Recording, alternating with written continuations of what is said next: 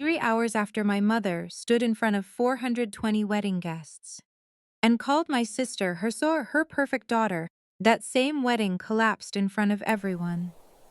The groom walked out. His brother was bleeding. Millions of followers were about to discover a secret that had been hidden for years. And for the first time in my life, my family couldn't pretend they didn't see me. My name is Elara Whitmore. For 34 years, I was the daughter nobody chose.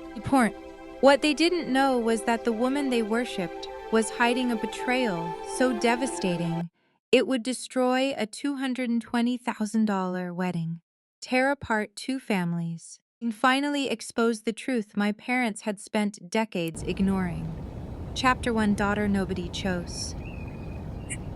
3 weeks before my sister's wedding, I was standing in my kitchen in Stamford, Connecticut, staring at a cream-colored invitation that cost more than my first monthly rent payment. The embossed gold lettering announced what my mother had been calling the event of the decade. Vivian Whitmore and Nathaniel Hayes, two names that, according to my family, belonged together. Beautiful people. Successful people. Important people. The kind of people everyone noticed the second they walked into a room. Then there was me. My name is Elara Whitmore. I was 34 years old, a senior corporate compliance director at Vitalis Healthcare Group, recently shortlisted for a vice president position, and somehow still the least interesting person in my own family, at least according to my mother. I grew up in Greenwich, Connecticut, in a house that looked perfect from the outside. White columns, manicured lawn, family Christmas cards every year. People thought we were happy. People thought my parents loved both daughters equally. People were wrong. As long as I can remember, my sister Vivian was the center of gravity, around which everyone else orbited. She was 3.5 years older than me, effortlessly beautiful, outgoing, photogenic, gifted with the ability to make every room revolve around her. My mother loved that. Actually, love isn't the right word. My mother worshipped it. When Vivian walked into a room, my mother's eyes lit up. When I walked into a room, my mother usually asked if I could help carry something. The first time I realized there were different rules for us. I was 12 years old. My birthday fell on a Saturday that year. I remember being excited for weeks, nothing extravagant. Just pizza, a few friends, a chocolate cake, and a sleepover. The morning of my birthday, I woke up to the smell of coffee and the sound of my mother yelling instructions from downstairs. For a few minutes, I thought she was preparing for my party. Then I came downstairs. Vivienne stood in the foyer, wearing a sparkling blue pageant dress. My mother was adjusting her sash. My father was loading garment bags into the car. Nobody mentioned my birthday. I stood there waiting. Finally, I asked if my friends were still coming. My mother barely looked at me. "Honey, we have to leave for Providence in an hour." Vivian's competition got moved up. I remember blinking. What about my party? We'll do something later. We never did. That night, I sat alone in the kitchen, eating a slice of grocery store cakes, while scrolling through photos my mother posted from Vivian's competition. She had written paragraphs about how proud she was. I still remember looking across the table at my father. He knew I was crying. He knew exactly why. For a second, I thought he might say something. Instead, he looked down at his coffee. That became a pattern. Whenever my mother hurt me, I looked at my father. Whenever I looked at my father, he looked away. 22 years later, the pattern still hadn't changed. By high school, I had learned not to expect much. Then came prom. Vivienne was already in college by then. Yet somehow, she remained the main character of every conversation. A week before my prom, my mother spent nearly $3,000 helping Vivienne prepare for a charity gala in Manhattan. Designer dress, professional makeup, custom jewelry. When it came time to shop for my prom dress, my mother drove me to an outlet store. I found a simple navy dress on clearance. It wasn't terrible, it just wasn't special. I remember standing in front of the mirror, holding it against myself. My mother glanced up from her phone and shrugged. "Nobody's really looking at you anyway." She said it casually, like she was commenting on the weather. The words landed harder than she probably intended, or maybe exactly as hard as she intended. I remember looking toward my father. Again, the same instinct, the same hope. He was standing near the register. He heard every word. He said nothing. That night I learned another lesson. Silence can hurt almost as much as cruelty. Over time I stopped trying to compete with Vivienne. There was no point. She always won. She won beauty contests. She won attention. She won approval. I became practical, reliable, invisible. The daughter who handled problems. The daughter who didn't need help. The daughter who never made a scene. Years later, that same daughter built a career nobody in her family seemed interested in. I worked 80-hour weeks climbing the corporate ladder at Vitalis Healthcare Group. I specialized in regulatory compliance, investigations, and risk management, not glamorous work, not social media work, not the kind of work that generated millions of likes. But it mattered. I was good at it. A month before Vivienne's wedding, I received a call from our chief executive officer. I had been selected as one of the final candidates for a vice president position, the youngest person on the shortlist, the kind of achievement people spend entire careers chasing. I sat in my office, staring at the email for nearly 10 minutes. Then I called Graham. He answered before the first ring finished. I knew it. His voice was already excited. "I knew they'd pick you." I laughed. "They haven't picked me yet. They will." Graham had always believed in me more than I believed in myself. It was one of the reasons I loved him. Graham Carter taught AP Literature at a public high school in Stamford. He wasn't wealthy. He wasn't flashy. He wasn't connected to powerful families. What he was kind consistently, quietly, unfailingly kind. The week after that phone call, Graham proposed. Nothing extravagant, no photographers, no social media campaign. Just the two of us walking along the waterfront at sunset. When I said yes, I felt something I rarely felt around my family. Seen. A few days later, we drove to Greenwich to tell my parents. I should have known how it would go. My mother smiled politely. "Congratulations." My father shook Graham's hand. "That's wonderful." Then the conversation moved on. No questions about wedding plans. No questions about dates. No excitement. No celebration. It felt like announcing I had renewed a driver's license. I tried not to let it bother me. Then less than 5 minutes later, Vivienne arrived. The entire atmosphere changed. She practically floated into the dining room. A giant diamond sparkled on her finger. Nathaniel Hayes proposed. My mother screamed. She actually screamed. She jumped out of her chair and burst into tears. My father started laughing. Champagne appeared from somewhere. Phones came out. Pictures were taken. My engagement disappeared before it had existed for 10 minutes. Nobody even remembered to toast Graham and me.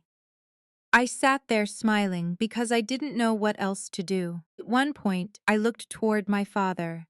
He caught my eye. For a moment, he seemed uncomfortable, almost guilty.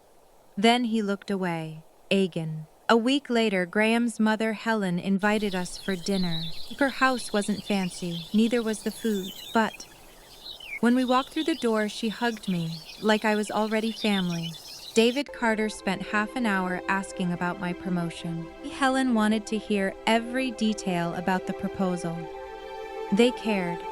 It sounds like such a small thing, but when you've spent your entire life being overlooked, being noticed feels extraordinary. The first time I understood something important. Family and blood are not always the same thing. A few days after that, I stopped by my parents' house unexpectedly. I wasn't snooping, at least not intentionally. I was looking for an old photo album my grandmother had given me. Instead, I found paperwork spread across the dining room table. Bank statements, retirement accounts, withdrawal forms. I recognized my father's handwriting immediately. At first, I thought something was wrong. Then I saw the numbers. My parents had withdrawn a substantial portion of their retirement savings. Hundreds of thousands of dollars. At the bottom of one page was a note. Wedding contribution. I stood, frozen. Memory surfaced instantly. When I was 26 and trying to finish my MBA, I had asked for help covering tuition. Not all of it, just a portion. My parents told me they couldn't afford it. I worked nights and weekends to pay for the rest myself. Now they were draining retirement funds to finance Vivienne's wedding. I heard my mother entering the room and quickly stepped back. She smiled when she saw the paperwork, worth every penny. It's going to be perfect. I nodded. Then I folded the papers and put them back exactly where I found them. Each evening, I sat alone in my townhouse, staring out the window long after dark, somewhere across Connecticut. My sister was planning a wedding everyone would remember. And for the first time in a very long time, I found myself asking a question. I thought I had stopped asking years ago. Would there ever be a day when someone chose me before they chose Vivienne? Chapter 2. The Perfect Daughter's Perfect Life. By the next morning, the answer seemed obvious: no. At least not in my family. Vivienne's engagement became the only subject anyone wanted to discuss.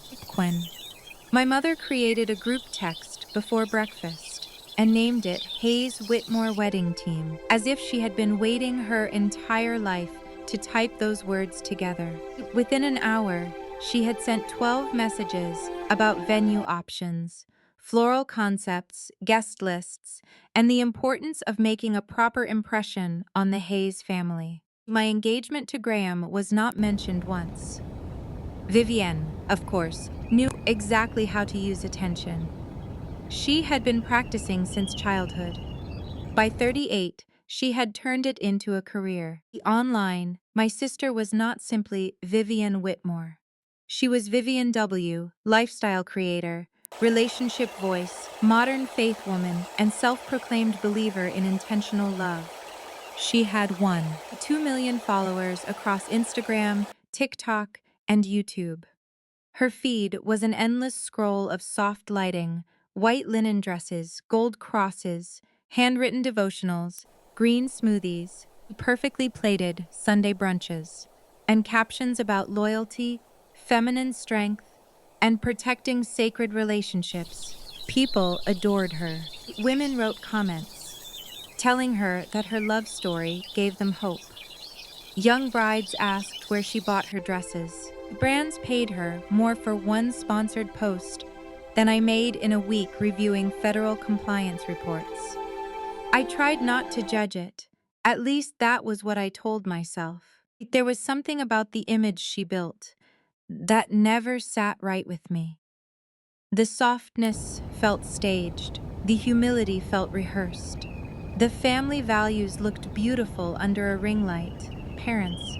But I had watched her step over family when there was no camera pointed at her. Still, feeling something was not proof. I had spent too many years being called jealous to trust suspicion without evidence. 2 nights after the group text began, my mother called me while I was still at the office. I had just left a meeting with the executive committee at Vitalis Healthcare Group.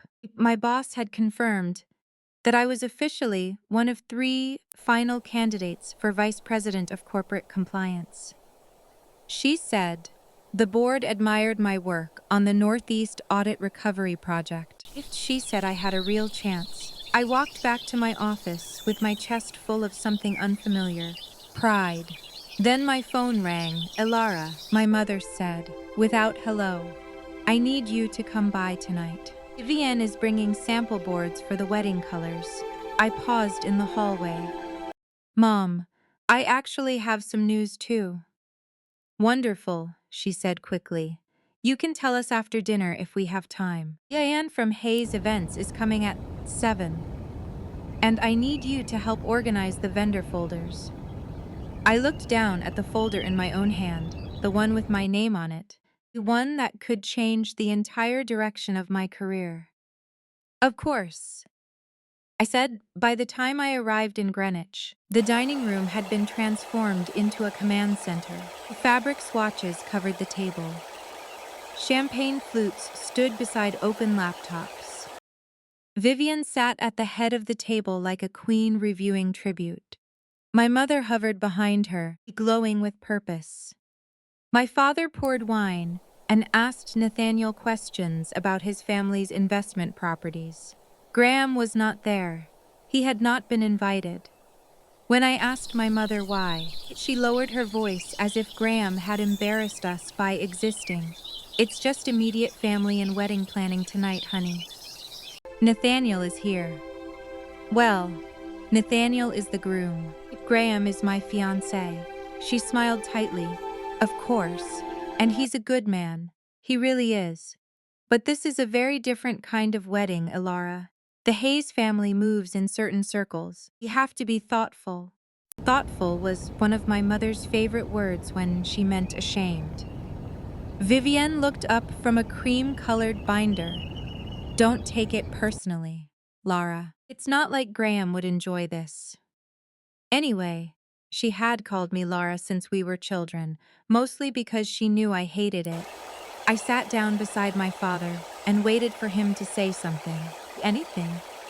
He adjusted his glasses and asked Nathaniel whether the Newport property had ocean access. There it was again. The small, quiet abandonment I had known my whole life.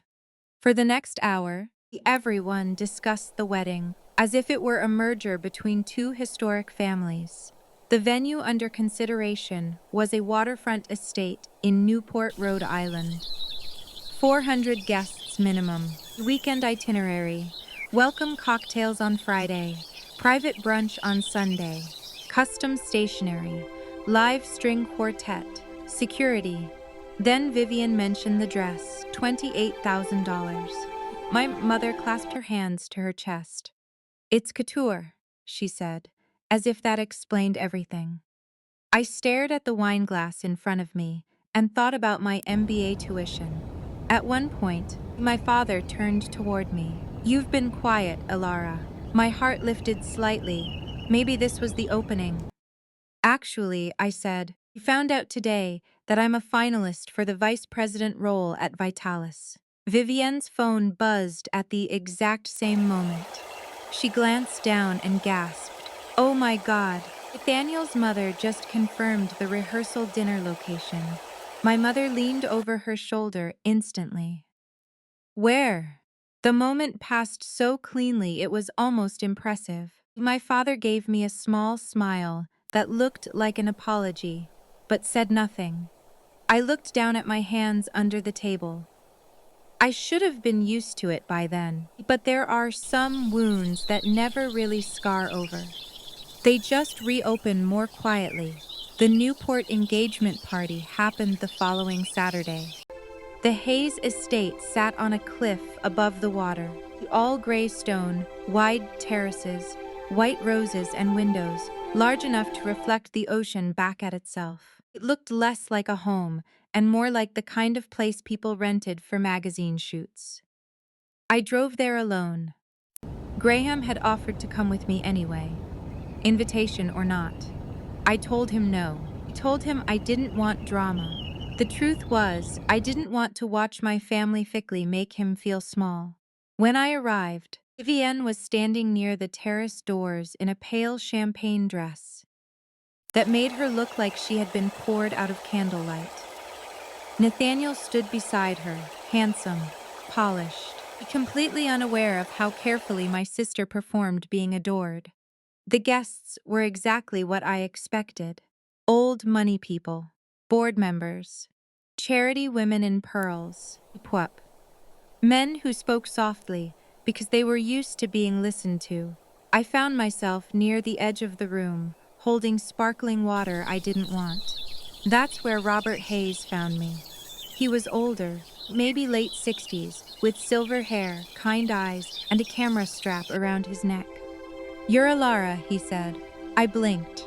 "I am Robert Hayes, Nathaniel's uncle. Unofficial family photographer. Official family nuisance." Despite myself, I smiled. "Nice to meet you." He glanced across the room toward Vivienne, who was laughing for a cluster of admirers. "You don't orbit like the others." "Excuse me?" "Most people in this room are trying very hard to be seen," he said. "You seem to be the only honest person in the room." The words caught me off guard. For a second, I didn't know what to do with them. I was not used to strangers seeing me more clearly than my own family. Before I could answer, my mother appeared beside us. "Robert, there you are. Vivienne wants a photo with Nathaniel by the west balcony. The light is perfect." "Of course," Robert said. He lifted his camera slightly toward me. "Don't disappear completely, Elara. Some of us notice." Then he walked away. I stood there with my glass in my hand, strangely unsettled. For the rest of the evening, I tried to pay attention to normal things. The flowers, the food, the speeches. The way my mother practically vibrated every time someone mentioned the Hayes name. But my eyes kept drifting toward Ethan. Ethan Hayes was Nathaniel's younger brother. 35, fitness entrepreneur. Dark hair, perfect teeth, easy smile. The kind of man who looked like he had never been told no in any meaningful way. At first, I thought he was simply charming. Then I saw the way he looked at Vivienne. Not like a future brother-in-law.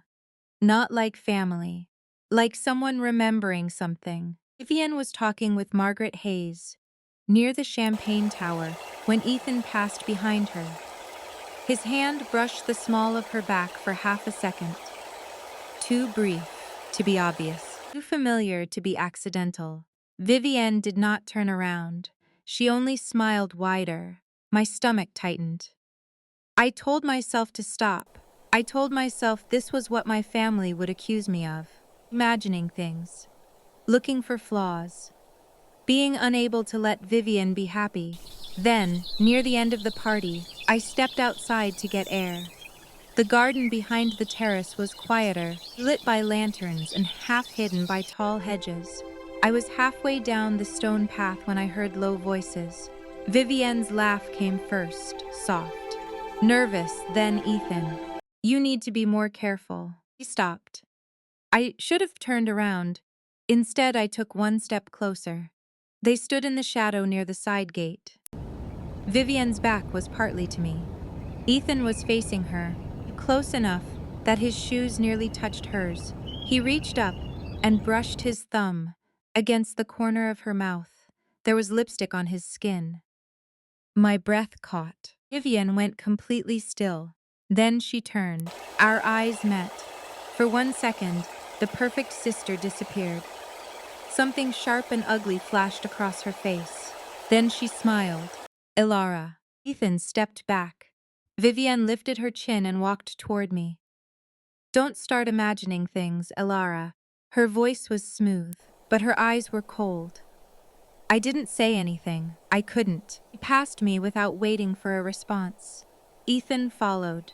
A moment later, jaw tight, gaze fixed ahead.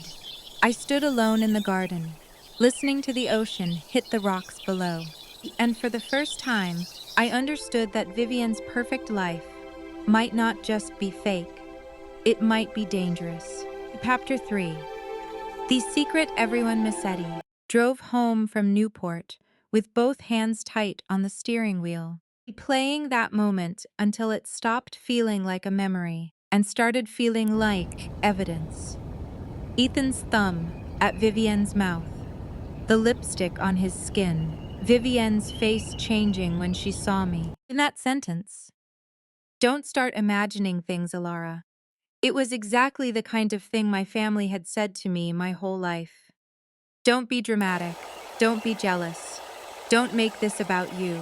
At the time I reached Stamford, I had almost convinced myself to let it go. Almost. I told myself people stand too close at parties. People share strange moments. People wipe lipstick without meaning anything by it. Then my phone rang 3 days later. Known wool number.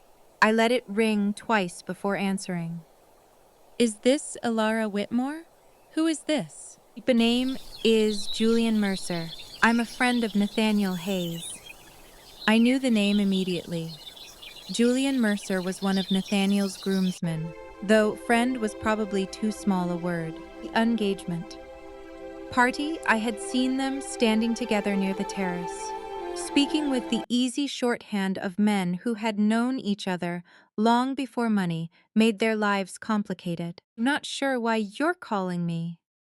Because I think Nathaniel is about to marry the wrong woman. The sentence landed so sharply I stopped walking. I was in the parking garage beneath my office, one hand on my car door, the concrete air cold around me. I don't know what you mean. Yes, you do.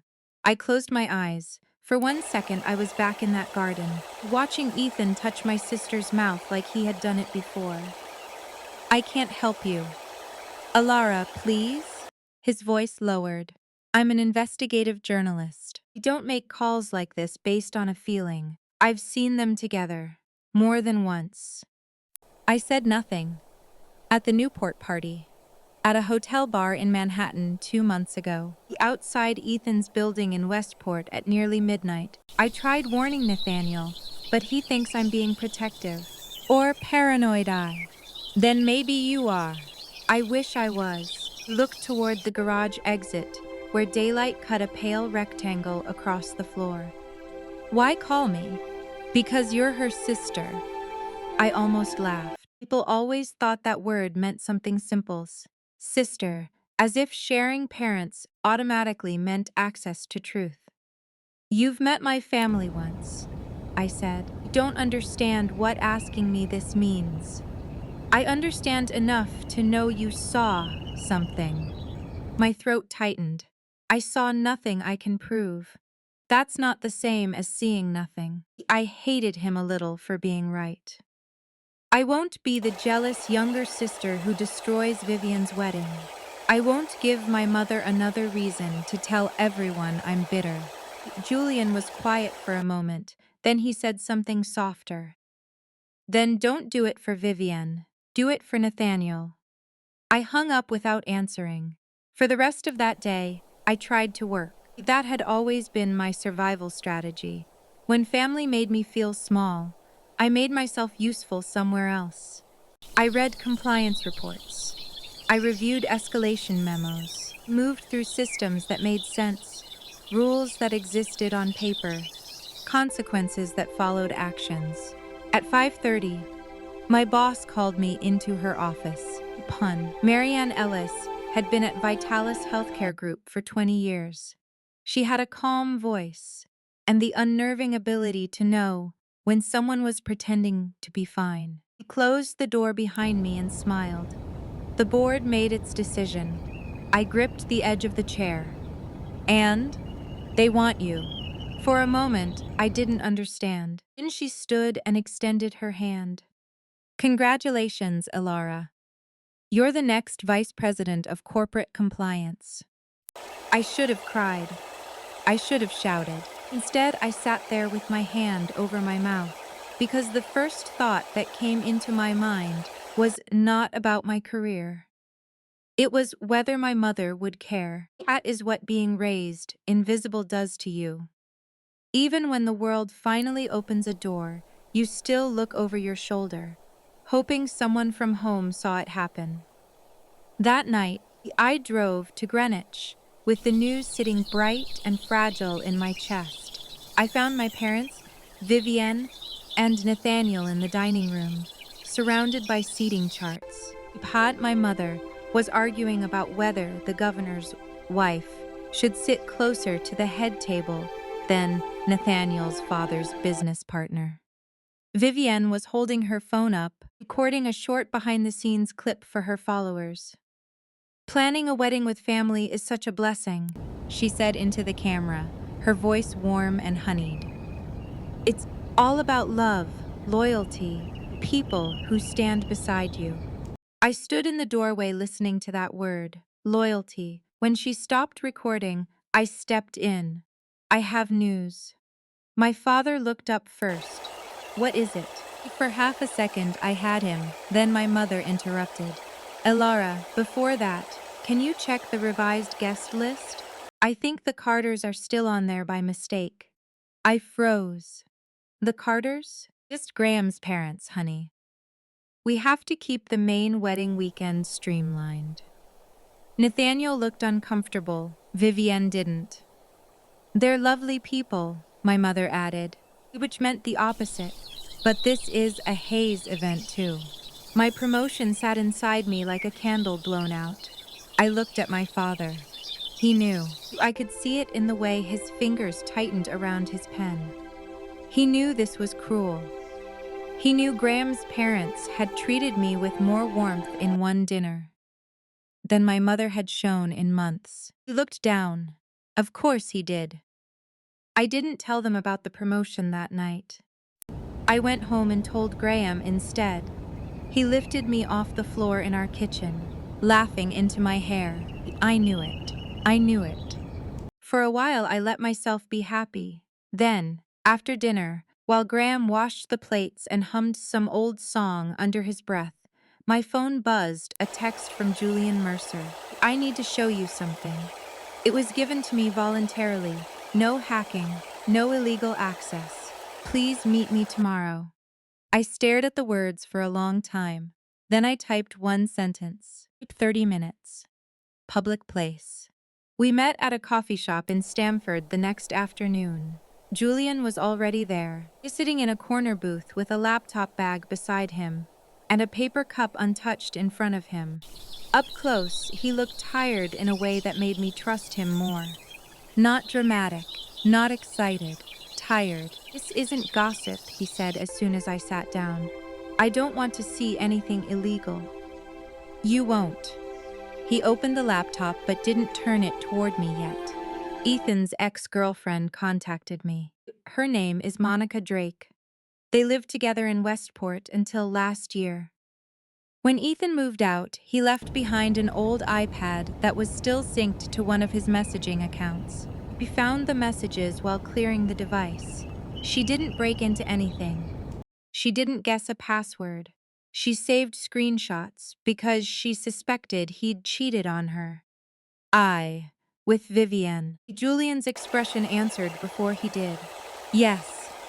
My stomach turned. He clicked open a folder. I didn't read everything. I didn't need to. Dates, names. Enough words to understand familiarity. Enough timing to understand duration. Not a mistake. Not one drunken night. A pattern. I pushed the laptop slightly away. "Does Nathaniel know?" I tried to tell him. He thinks Ethan would never do that to him. And Vivienne would never do that to him either. Julian gave a small, humorless smile. "That's the problem with trusting the people closest to you. You usually give them the best hiding place." I thought of my father looking down. I thought of my mother calling Graham's parents a mistake on the guest list. I thought of Vivienne saying loyalty into her camera. "There are also photos," Julian said. "From Monica, from Robert Hayes." That surprised me. "Robert?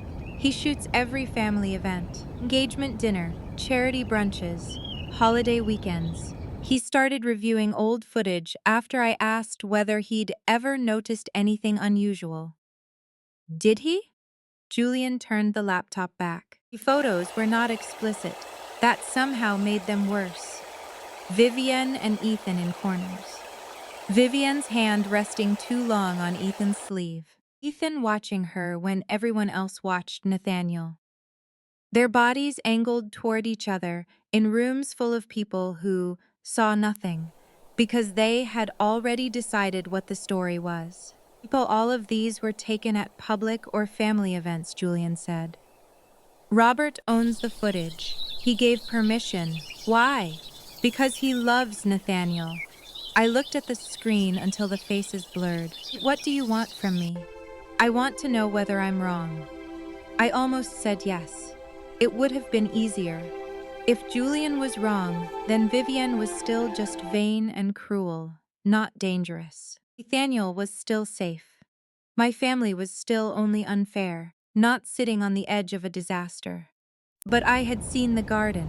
I had seen the lipstick. I had seen her eyes. You're not wrong, he whispered. Julian closed the laptop slowly. The air between us changed. Then I have to stop the wedding. No. The word came out too fast, he frowned. No? You can't put me in the middle of this. I'm not. You are, whether you mean to or not. If this comes out and they know I spoke to you, it becomes my fault. Not Vivian's. Not Ethan's. Mine. Elara. My mother will say I was jealous. My sister will say I wanted to ruin her perfect life. My father will sit there looking sad and say nothing. I hated how close I was to crying. I have spent 34 years being the backup daughter. I will not become the villain in their story too. Julian leaned back, his face softening. I understand why you're scared. Not scared. Yes, you are. And you have every reason to be. That shut me up. For once, someone did not call my fear bitterness. For once, someone named it correctly. He gathered the laptop into his bag. At the door, he stopped and turned back. If Nathaniel were your brother, would you tell him? I couldn't answer. My silence filled the space between us. Julian nodded once, as if that was answer enough. Then somebody has to. He walked out into the cold afternoon, carrying the truth in a black leather bag. And I stayed there, long after my coffee went cold, realizing that whatever happened next, silence would not protect anyone anymore. Chapter 4. The wedding that destroyed a family. The wedding took place 16 days later at Westchester Grand Estate, a sprawling stone property that looked as if it had been built specifically for people who believed privacy was something only the wealthy deserved. I arrived alone. Graham had offered to drive me. He had even put on his navy suit and waited near the door as if hoping I might change my mind at the last second. You don't have to do this by yourself, he said. I know. Then let me come. I looked at him. This good man my family had decided was too ordinary to sit in a chair at my sister's wedding. They didn't invite you, Graham. His jaw tightened. It says more about them than it says about me. I kissed him goodbye anyway and drove to Westchester with my dress bag hanging in the back seat and a knot in my chest that tightened every mile. By the time I reached the estate, the parking field was already filling with black SUVs, town cars, and valet attendants in white gloves. Cameras flashed near the front steps. Not real press, exactly, but local society photographers, wedding content creators, and Vivian's own social media team, documenting what my mother had spent months calling a legacy event. 420 guests, $220,000. A wedding weekend designed less like a marriage and more like a public offering. Inside, the ballroom glittered under chandeliers. White roses climbed the columns. Linen-draped tables stretched across the room with gold-rimmed glassware and calligraphy place cards. Every detail was soft, expensive, and bloodless. I found my seat near the back. Of course I did. Not at the family table.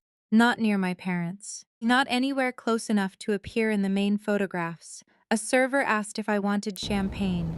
I said no. My phone buzzed. Graham. Are you okay? I looked across the room. Vivian stood surrounded by bridesmaids, photographers, and my mother, who was smoothing the edge of my sister's veil like she was touching something sacred. I typed back, "Not yet." The ceremony began at 4. Vivienne walked down the aisle on my father's arm in a couture gown that seemed to glow under the afternoon light. $28,000 of silk, lace, my mother's ambition. Nathaniel stood at the altar, watching her with the stunned expressions of a man who believed he had been chosen by grace itself. I wondered if anyone else saw Ethan. He stood among the groomsmen, third from the left, jaw tight, eyes fixed on Vivienne in a way that made my skin prickle. When she reached Nathaniel, Ethan looked down. Julian stood beside Nathaniel, still and controlled. When his eyes found mine across the aisle, he did not nod. He did not signal. He simply looked at me long enough for me to understand that whatever decision he had made, he had already made it. The vows were beautiful. That was the cruelest part. Nathaniel's voice shook when he promised honesty. Vivienne's did not. "I promise to honor you, to stand beside you, and to protect the life we build together." I heard someone behind me sniffle. My mother dabbed at her eyes. I sat perfectly still. After the ceremony, us moved into the grand ballroom for the reception. Champagne flowed. Music played.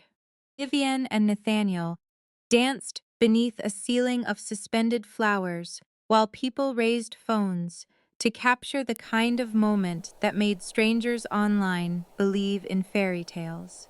Then my mother took the microphone. My stomach dropped before she spoke. Elara Whitmore had always loved a room.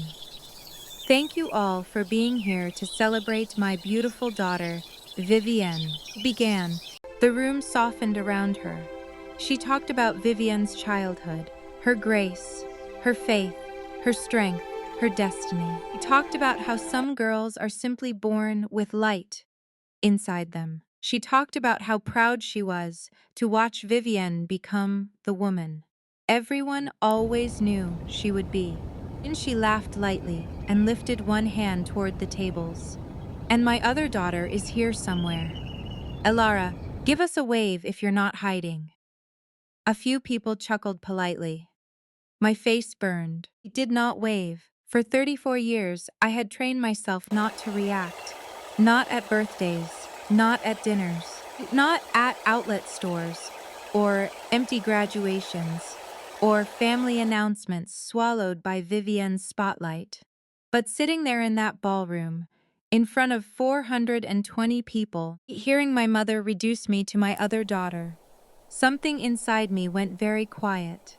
My father looked toward me. I saw him see me. Then I saw him look down. Agin. Applause after my mother's toast sounded far away. The best man speech came 20 minutes later. Julian Mercer walked to the microphone with a glass of champagne in one hand and a folded note card in the other. His suit was immaculate. His expression was calm. Too calm. He smiled at Nathaniel. "I've known Nathaniel Hayes since we were 19 years old and arrogant enough to think we understood the world." Laughter moved through the room. Julian continued, warm and easy at first. He spoke about college, about loyalty, about Nathaniel, helping him through his father's illness, about a man who believed that trust was not something you performed, but something you lived. Nathaniel smiled, embarrassed. Vivienne sat beside him, radiant. Then Julian's tone changed. It was subtle, but I felt it. The thing about Nathaniel is that he has always believed people deserve the truth, even when the truth costs something. The room grew quieter. Nathaniel's smile faded. "Julian," he said softly, not into the microphone. Julian looked at him. "I'm sorry." Vivienne's hand froze around her glass. Julian turned to the room. I struggled with whether this was the right place. I struggled with whether there is ever a right place to expose a betrayal. But my friend just made vows to someone who allowed him to stand at that altar without knowing the truth. A murmur moved through the tables. Vivienne stood halfway. Julian, stop. He did not look at her. The screen behind the head table flickered on. For a second, it showed only the wedding monogram. Then the image changed. A still frame from the Newport engagement party appeared. Vivienne and Ethan in the garden, his hand at her waist, her face tilted toward him. Next image was from a public charity brunch, their hands touching beneath a table. Then a short clip, recorded from across a terrace, showed Ethan brushing Vivienne's mouth with his thumb. Not explicit, not obscene, but unmistakable. Gasps spread across the ballroom. Someone whispered, "Oh my God." Vivienne's face went white. The screen changed again. A clean timeline appeared. Dates, locations, public events, hotel lobby footage, message excerpts with names and dates visible. Enough to confirm the relationship without displaying anything graphic. Vivienne to Ethan. I can't keep pretending around him. Ethan to Vivienne. After the wedding, we'll figure it out. Nathaniel stood slowly. His chair scraped against the marble floor. Ethan. His brother did not move. Ethan, tell me this is fake. Ethan opened his mouth. Nothing came out. That silence destroyed him faster than any confession could have. Vivienne grabbed Nathaniel's sleeve. Please, let explain. He looked at her hand as if it belonged to someone dead. You let me marry you. Nathaniel, please. You let me stand in front of God, my family, and 400 people while you were sleeping with my brother. The ballroom erupted.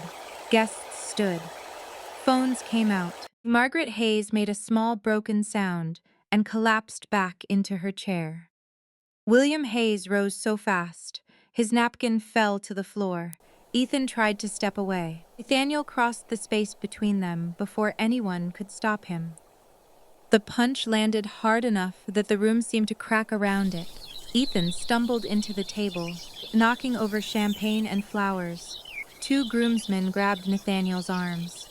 He's my brother, Nathaniel shouted. My own brother. Vivienne was crying now, mascara streaking down her perfect face. It was a mistake. Julian's voice cut through the noise. It lasted almost 2 years. The words froze the room again. 2 years. Not one night, not confusion, not a mistake. A life hidden inside another life. Nathaniel stopped fighting the men holding him. His face changed.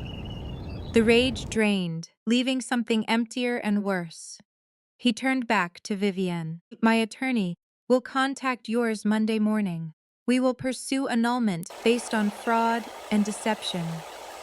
Nathaniel, you can't do this. I already did the only thing I regret. I married you. He walked out. His parents followed. Julian gathered his laptop and left with him. Ethan disappeared through a side exits, with blood at the corner of his mouth. Vivienne stood alone in the center of her $220,000 wedding, surrounded by roses, broken glass, and the sound of people whispering her name like it had become evidence. I picked up my purse. I had almost reached the hallway when my mother grabbed my arm. Her fingers dug into my skin. You knew. I looked down at her hand, then at her face. Let go of me. You knew something.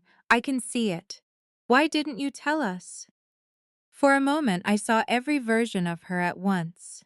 The mother who canceled my birthday. The mother who told me nobody was looking. Mother who had just called me her other daughter in front of hundreds of strangers. I spoke quietly. If I had told you, would you have believed me? Her mouth opened. No words came. Would you have believed me over Vivienne? She looked toward my father. So did I. Richard stood a few feet behind her, pale and shaken. For once, he did not look away fast enough. He knew the answer, so did she. I gently removed my mother's hand from my arm. That's what I thought. Elara, my father said, It was barely more than a whisper.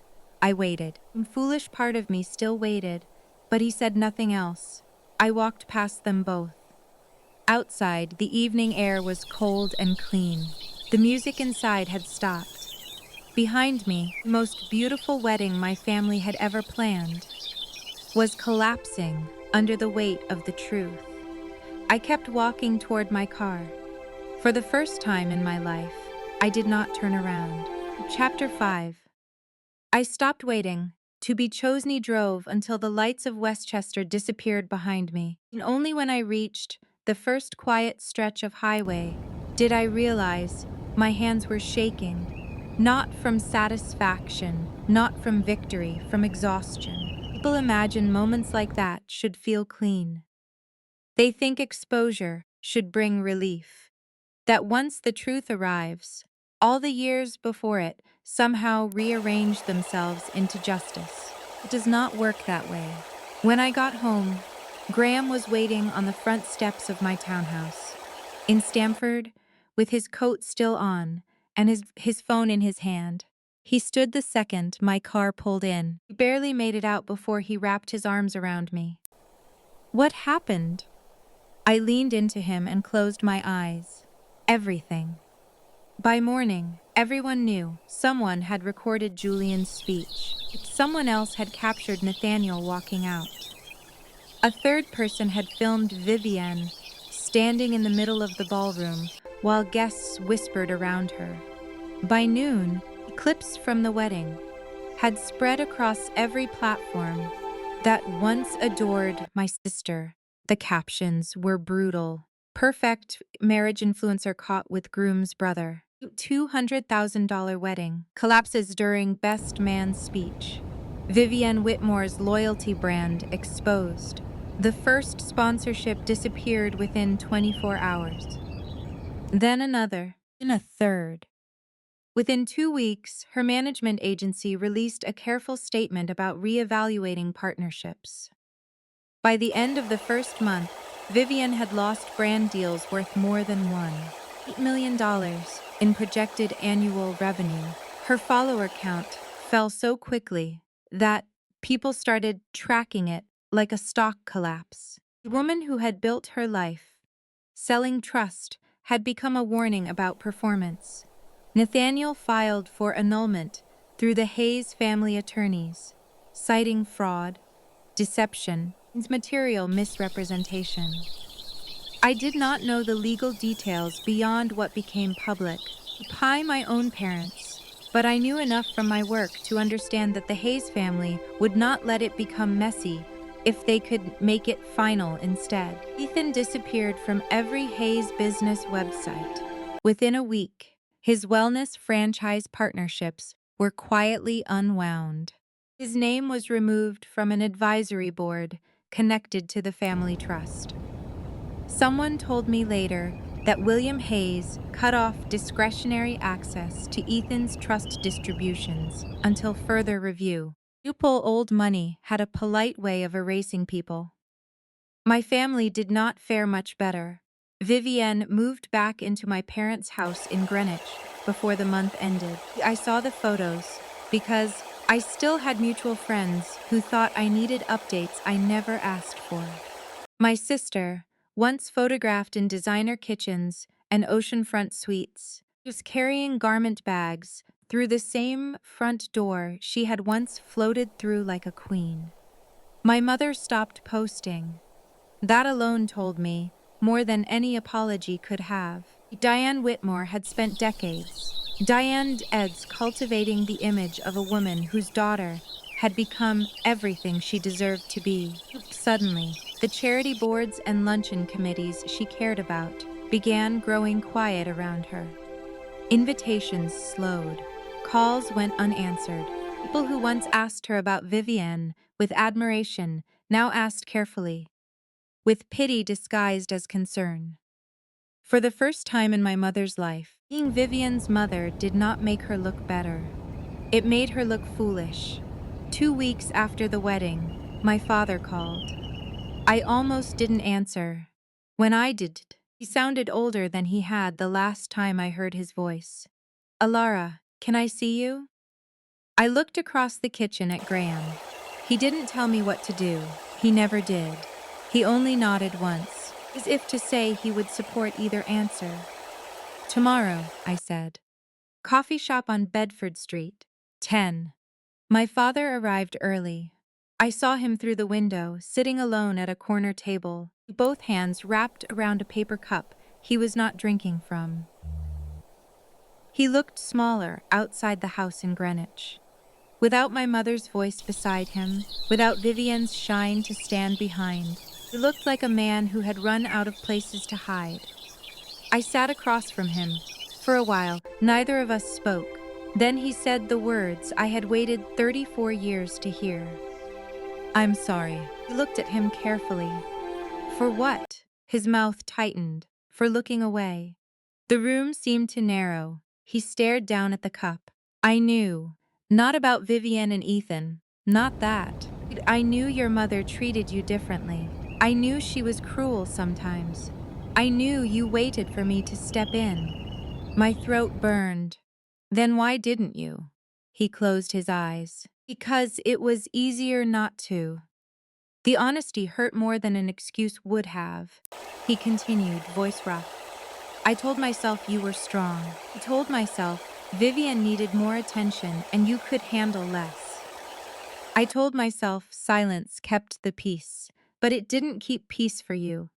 It only protected me. For a moment, I saw the man from every old memory, standing by the register at the outlet store, sitting across from me on my birthday, looking down during my mother's wedding toast. I needed a father, I said, not a witness. His eyes filled. I know. Maybe years ago that apology would have opened something in me. Maybe I would have rushed to comfort him. Maybe I would have made his guilt easier to carry. But I was no longer that daughter. I accept that you're sorry, I said quietly. But I am not going back to the way things were. He nodded, and this time he did not look away. I don't expect you to. That was the beginning of whatever came next with my father. Not forgiveness exactly, not repair, just a door cracked open without a promise to walk through it. At work, life moved forward in cleaner lines. 3 weeks after the wedding, Vitalis Healthcare Group announced my promotion. Vice President of Corporate Compliance. My name appeared in the internal newsletter. Colleagues filled my inbox with congratulations. Marianne took me to lunch and ordered champagne, even though it was noon on a Tuesday. For once, I let myself enjoy something, without mentally composing how to make my family care. Graham framed the announcement and hung it in my home office.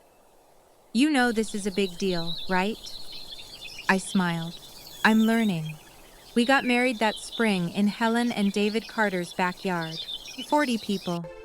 Maybe 42 if you counted Graham's niece, running in circles with a fistful of wildflowers. There were no society photographers, no content team, no champagne tower, no couture gown. My dress was simple ivory satin with sleeves. Helen insisted made me look timeless. Graham wore the same navy suit he had worn the night my family left him off the guest list, and somehow that made me love him more. Before the ceremony, Helen helped me fasten the last button at the back of my dress. Her hands were gentle. I was watching her in the mirror when she stopped. "Oh, sweetheart," she said softly. "You look beautiful." Something inside me broke open, not loudly, not dramatically, just enough for tears to spill before I could stop them. Helen turned me gently by the shoulders. Did I say something wrong? I shook my head. No. I just waited a long time to hear that. She understood immediately. She pulled me into her arms. Be careful not to crush the dress. Then let me say it again. You look beautiful, Elara.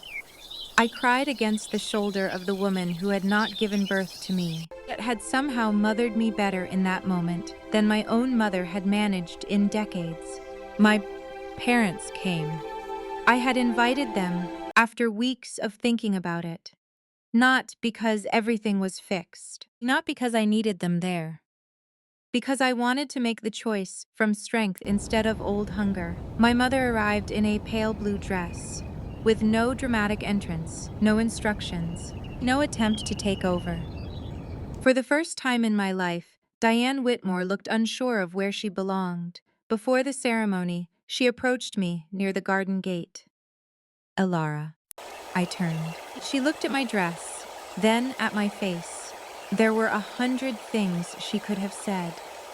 Things about regret, things about Vivienne, things about how hard the last few months had been for her. Instead, she said only one.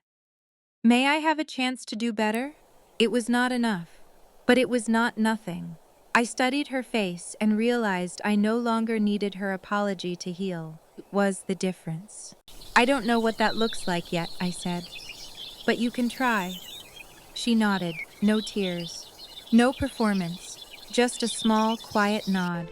When I walked down the aisle, Graham was waiting beneath an old maple tree behind his parents' house. He looked at me like I was not second place to anyone. Like no room could ever contain a more important person. The first time, I believed that look without questioning it. My father sat in the second row beside my mother. He cried quietly through the vows. Helen cried openly. David pretended not to cry and failed completely. When Graham took my hands, his voice was steady.